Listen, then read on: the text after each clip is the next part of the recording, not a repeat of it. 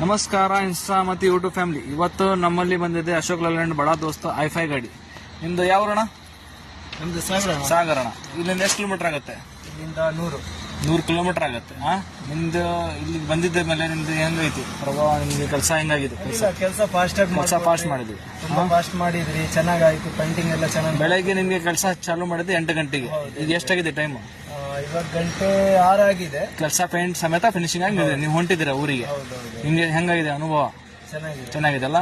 ಬರಲಿ ಬಂಪರ್ ತೋರಿಸಿ. ನಿಮ್ಗೆ ಡಿಸೈನ್ ಬಂಪರ್ ಮಾಡಿದೀವಿ. ಇದು 3 ಸ್ಟೆಪ್ ಬಂಪರ್. ಇದು ಹೆಂಗೈತಿ ನಿಮ್ಗೆ ಇದರಲ್ಲಿ ಲುಕ್?